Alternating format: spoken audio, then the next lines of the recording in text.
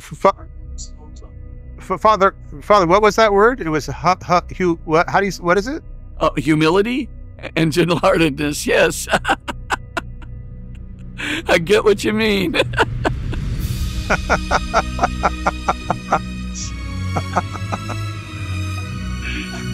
Well, I've heard that word. I think it sounds familiar.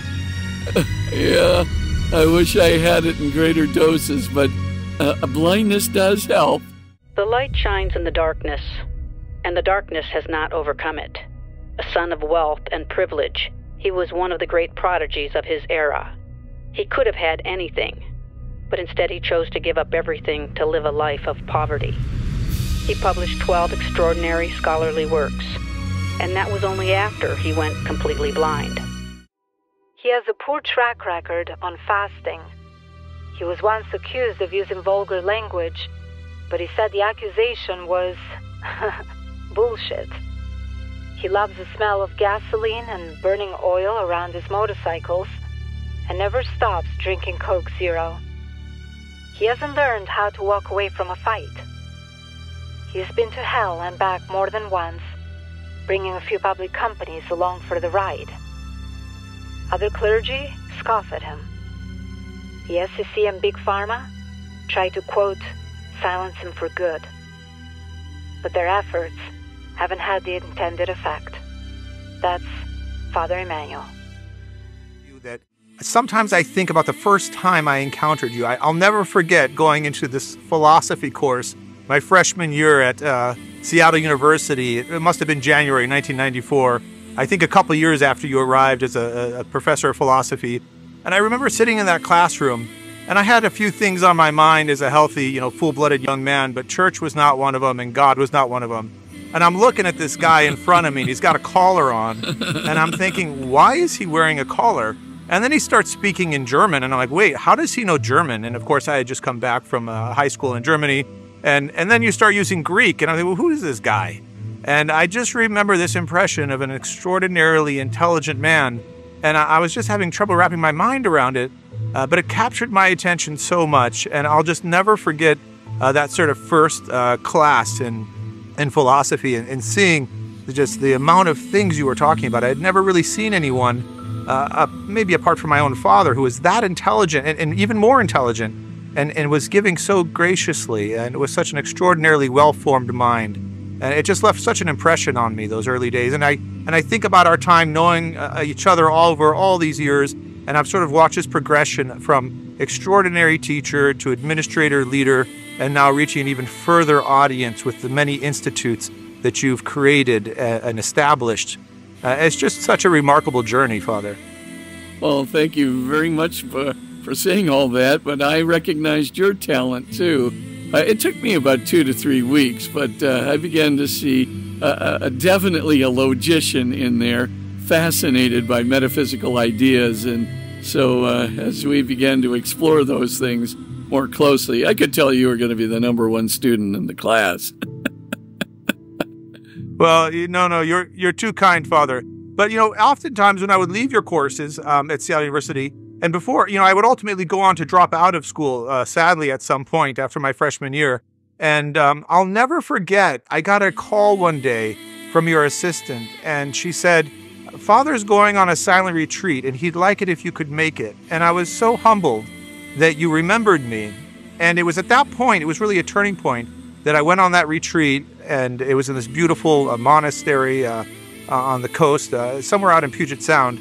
And it was a turning point because I thought, I really want to go back to school, and I don't want to waste my talents. I want to sort of be like that. That was the impression I was left with. If I could be like that guy, if I could be educated like that guy, up until that point, I used to think, how am I ever going to make it through 4 years of university? And then I saw you and I met you.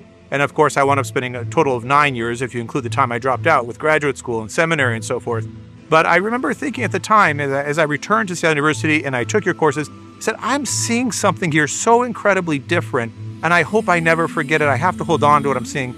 And I remember thinking, I'm not sure everyone sees it. I wasn't sure, but I really wanted to hold on to it myself, this sort of glimpse of something beyond just mere education. And And now recently, as I dropped my own son off to school for his freshman year, also at a Jesuit institution, I couldn't help but have memories triggered of those early years and that experience. And I wonder if in our society today, we might be losing that sort of extraordinarily important relationship between the true teacher and the student, the young person whose mind is still forming, and the importance of seeing a role model, of seeing a mentor, of seeing really how it's done. I have great concern about that relationship being lost in the world today. Well, I do think there is a real threat to that, and I think it's not just in the technology that seems to be replacing that one-on-one interpersonal experience with a mentor who not only has ideas, but has ideals and has that capacity when you're in the presence of that mentor to elevate the empathy, to elevate that sense of nobility, that sense of the nobility of learning, that comes out, in a feeling, an empathy, right? A sharing of a feeling. And so that will be lost if we think that technology can just simply do away with that. It'll also be lost, too, if we think that metaphysics has nothing to offer, that we have to keep to the concrete and pragmatic all of the time. Of course, we have to be concrete and pragmatic and evidence-based, but we also have to reach to the skies. We also have to look for this light of wisdom. And we are built metaphysically. We're built transcendentally. And I think the idea is that the mentor can bring that out in a person, of course, with the ideas and the evidence for the ideas, but also at the same time, there's feeling in it. There's no doubt about it. And there's the conveyance of nobility and ideals that are so important at the same time. If we lose that one-on-one mentoring, I really believe our educational system will be so deficient because of it, and that just a great one-on-one teacher and student relationship that goes back to the time of Socrates, it'll be lost.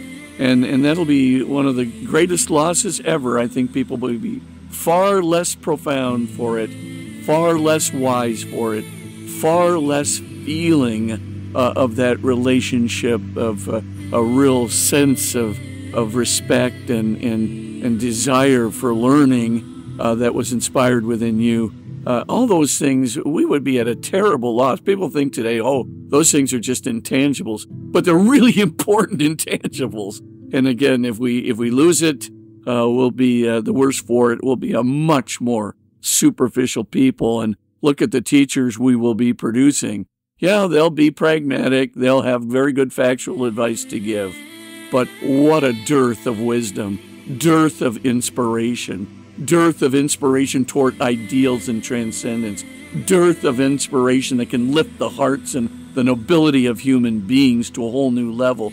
If you don't have that out there, you're going to really have, I think, a society, a culture that is deficient in every imaginable way. Absolutely. We're drowning in knowledge, but we seem to have lost the ability to order the knowledge in terms of what really matters. I really believe that, and I certainly think, yes, bring on the knowledge, but bring on the wisdom and the ideals and the nobility and the inspiration and the transcendence as well. You know, there's so many attacks on the church today, Father. We see it everywhere, certainly in the media, in Hollywood. You know, you can't come across any movie or documentary that, if it happens to mention a priest or the church, it's almost always with a negative bent. But I remember so clearly, again, just going back to sort of looking through the eyes of this sort of young 17-year-old student, asking himself how he'll ever survive 4 years of higher education, thinking ultimately by the time I left that place that, boy, you only have to see it one time to know it's real. And you can see 1,000 pseudotika, the word in English is false or fake versions. But if you see the real thing one time, it's enough. And then you know, some people might think they hear a lion roaring, but it's really just a kitty cat meowing. Yeah. But when you hear a lion roar, you know it's a lion. That's right. And that's really all it takes. And, I often think of the many people in the business world who talk about the important role their mentor played. The same is certainly true in any sense of a religious way of life or any commitment to serving the church. And I just really hope and pray that strong tradition of education and of teaching is maintained, notwithstanding the rise of social media and the manipulation of knowledge and information, which is so prevalent for today's youth. And it was really remarkable, too, that I want to say it must have been 1998, I think, if memory serves me correctly, that you moved on to Gonzaga. And I'll never forget you leaving because I was profoundly sad. I guess I felt I was losing someone who I truly loved. And but what a blessing it was for Gonzaga. Boy, you put that place on the map. Correct me if I'm wrong. I think you renovated, was it 32 buildings, raised $200 million. I want to say you built 18 or 20 new buildings. You went from a condition of veering towards insolvency to a rock-solid balance sheet. And I'll never forget talking to you. I came out to see you at Gonzaga. It must have been 2000. You were so kind. You put me up in the presidential suite. I remember that in Spokane. And I remember you saying you walked into that board and you identified the people that were giving away far too much money in every direction. And you just said, fire them. I'm like, wow, a priest can do that? No kidding. And so there I was, still 4 or 5 years later, and just absorbing and learning and watching what was about to become an institution set on fire and completely turned around. I mean, it would make the greatest CEOs on Wall Street blush, I think, watching you in action. And to think you had a collar around your neck or you're getting paid $300 a month to do it. I said, well, again, I want to be like that guy.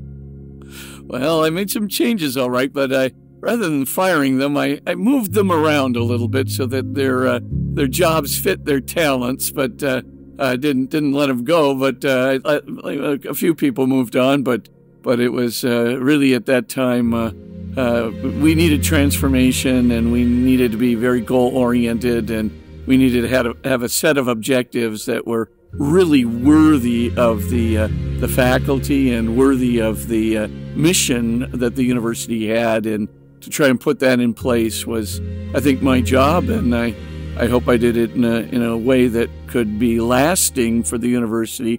And I think much of it did last. So very, very worthwhile endeavor for sure.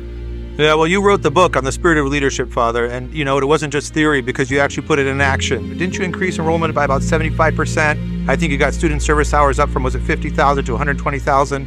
And you had people on waiting lists for one of your 20 retreats, I believe.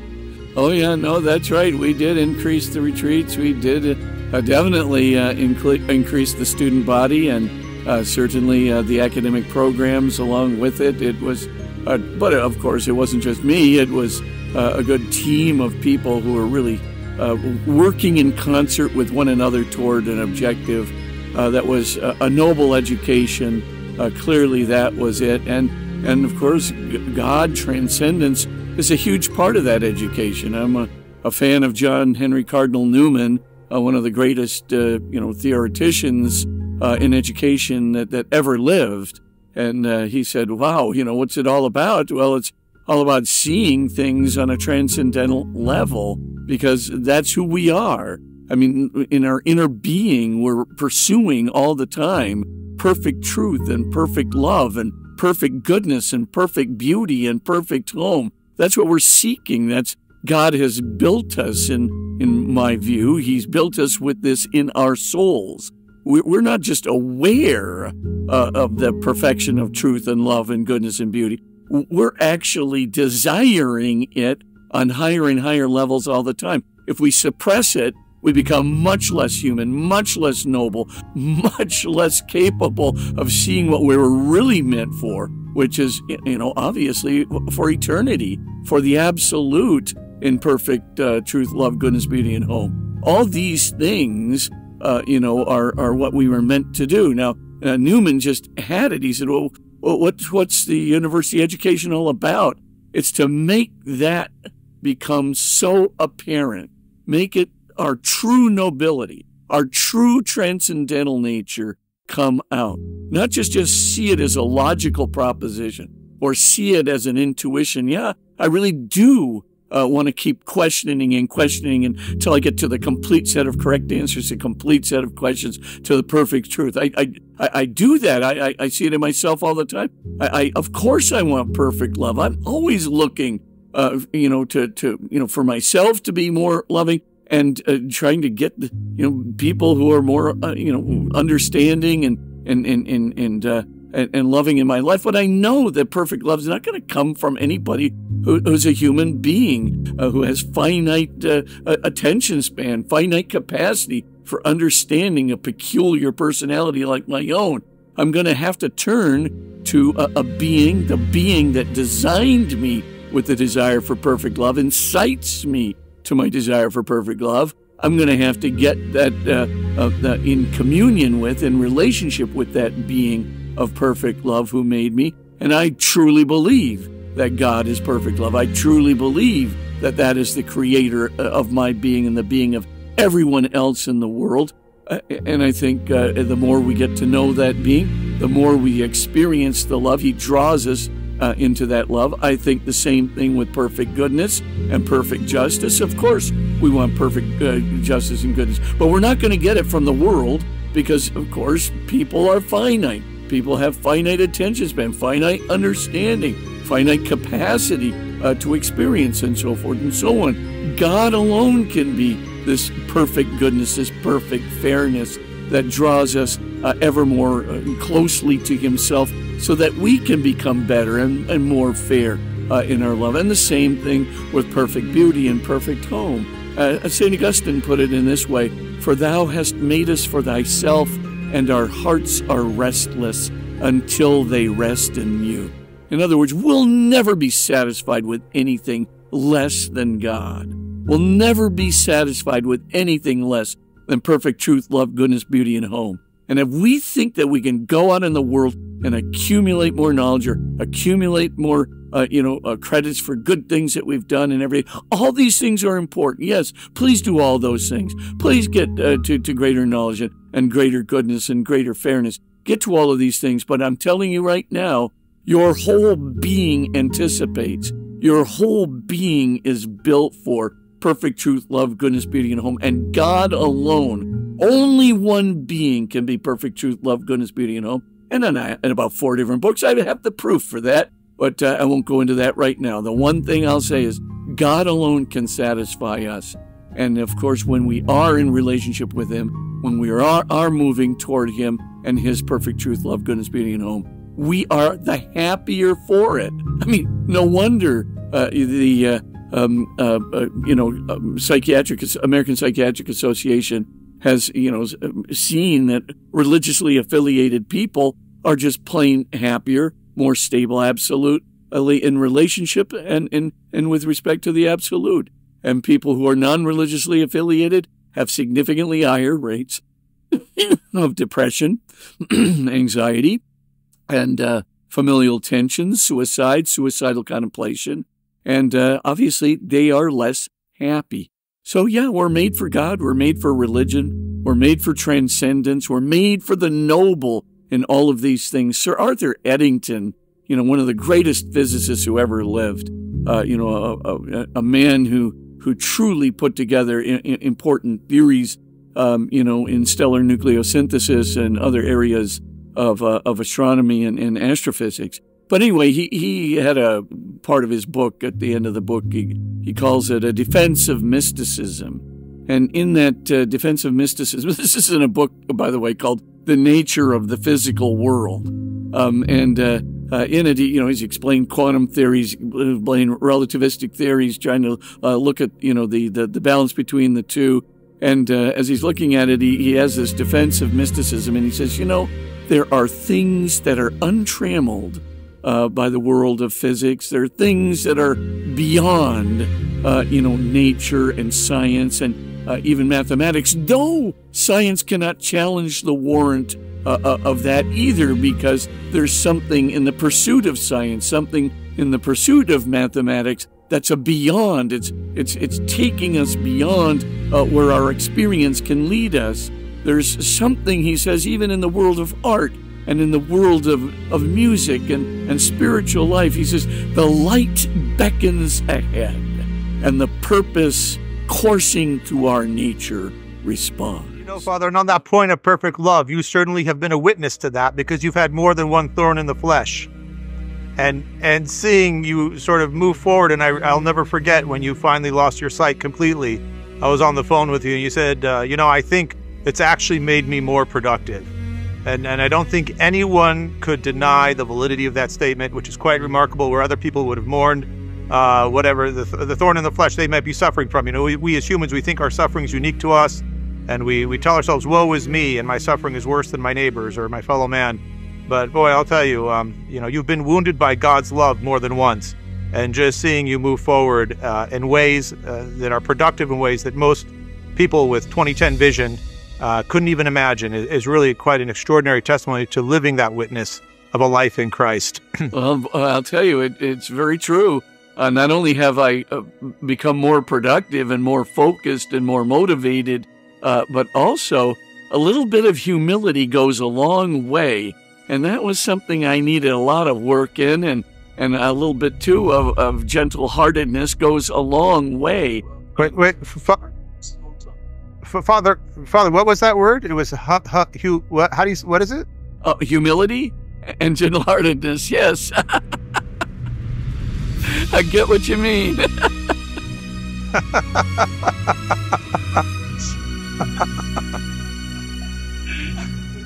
I've heard that word. I think it sounds familiar. Yeah, I wish I had it in greater doses, but blindness does help. And I have to say, asking people for help does help. You know, I used to have that thought when I was younger, carry your own weight and I'll carry mine. You know, the old Stoic philosophy of, we're all autonomous and we're very, self-sufficient. And boy, did I have to abandon that in a hurry. And when I abandoned my own sense of self-sufficiency, I didn't expect it of anybody else. And as a matter of fact, that's when my compassion started growing, my empathy started growing, and, the humility that comes with, that when you have to accept, people's help, then you give help much more easily, and you see people in a much different and more sympathetic and much more compassionate light. And so it's been the blessing of blindness. Yeah, there's no question about it. When you suffer through something that others haven't yet experienced, the amount of empathy and compassion goes up in understanding for other people's unique suffering. And I always would marvel, I would say Beethoven, lost the faculty that should have been most perfect in him, his ability to hear, but he went on to write the Ninth Symphony. And of course, the faculty that one would think should be the most perfect with you lost it ultimately, but you published more books after losing your eyesight than you did before. And that's really quite remarkable. And I just think of, again, sort of transitioning from Seattle and Seattle University to where I would ultimately land at the Orthodox Seminary. But for having that extraordinary clear framework, that mental framework and philosophy, which ironically was not really a focus at the Orthodox Seminary.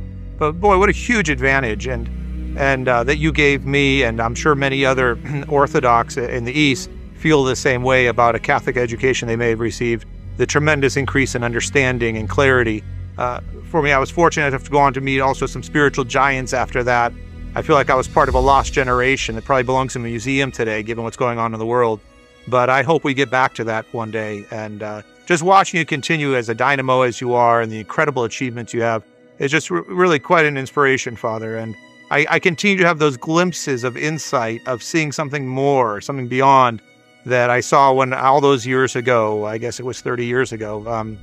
And I just hope the rest of the world has a chance to see it, because I've watched you transition from sort of the ultimate teacher to the administrative leader, business leader, raising extraordinary capital to build that institution in Spokane, like I said, really putting it on the map, and now to really taking on the culture at large through your institutes and reaching even a larger number. What an extraordinary career, and just seeing how you never really stop going after sort of these major problems in the culture and taking them on head on with all the sort of talents God's blessed you with. And again, notwithstanding these sort of other things that others would think was an impairment. They would say, well, I have to slow down now. I've got these sort of thorns in the flesh, not limited just to the loss of your sight.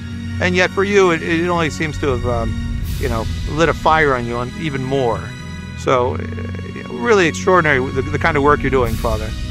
It has certainly been, one of the lights of my life to have the influence that I was able to have on you and some other people throughout my life, but having someone who is, just receptive of this learning and just grabbed it and took it, and now what you're doing with it, it's just so remarkable to see, all the podcasts you're making, everything that's going on, the good sublime effect you're having on the culture. And I'm just so grateful that I was able to have a student like yourself who really, is not just a mentee, but one who is just carrying on, in such a remarkably productive way and imparting the same kind of analytical tools and the wisdom and the nobility and the transcendence and the call to a kind of moral clarity that we haven't been able to experience before. So you've just given, real light to me, and you're real, honestly, in your heart and what you're doing right now really gives my life real meaning. So I'm grateful for you, and I'm grateful for not just a student you were, but what you are doing with it and the kind of change and transformation you're trying to make in the world. Well, I really appreciate that, Father. Every time there was a need, I remember you were there, frankly, with tremendous paternal love. And I'll never forget, one of the more recent times was my extended decades-long fight with the pharmaceutical industry and the U.S. government simultaneously. And there was more than one time, if I wasn't calling my bishop, who was a saintly man, who unfortunately not with us anymore. He fell asleep in the Lord just a few years ago. But between him and you calling for advice, I don't know how I could possibly have taken on a fight like that without, again, that mentorship that was there all the time. And it was just extraordinary. You always were there, always standing by every step of the way, going to those court battles and fighting those very, very public fights. I just couldn't have done it without you, Father. So I feel extraordinary gratitude. As I did then, I still do today. Well, I'm the one who's humbled because I think you were taking on a fight I couldn't have taken on myself. I really do think that your work in trying to do business ethics, and especially in the marketplace there, which is a very complex array of things, and boy, to have the opponents you had and your bravery in taking, talk about a David and Goliath deal. I just couldn't help myself. I just knew I couldn't have been that David, and I'm glad I had a student who surely surpassed me in the ability and the gumption and the articulateness to bring, that fight into the courtroom and maintain your composure while you were doing it. Anyway, it was a real privilege and an honor to be there with you when you were in that fight. Well, thank you, Father. I always say nobody puts words together like you do, and you're always very kind and generous with those words as well. So thank you. Thank you so much. Father, I really hope and pray we can do this again, that we can do another show sometime and reach an audience that may not have been reached before. I'm not aware off the top of my mind of any podcasts which include both the sort of Catholic component and the Eastern Orthodox component. I think there's huge misunderstanding sometimes between the East and West, and I think that's unfortunate. And having lived on both sides of the fence for so long, I felt like maybe I've just seen a little bit further, and I'd like to bring what I've seen to the world. And a big part of that would be people getting to know someone like you a little bit better. So God willing, I hope that we can do this again at some point in the future. I very much like to do that myself, and it would be a real honor to be with someone like yourself who can not only bring out the best in me, but bring out the best in our audience to lift them to that next level, the transcendent, the noble, the wise, the inspiring. I think that would be my purpose in wanting to be with you again and again. Thanks so much, Father Emmanuel.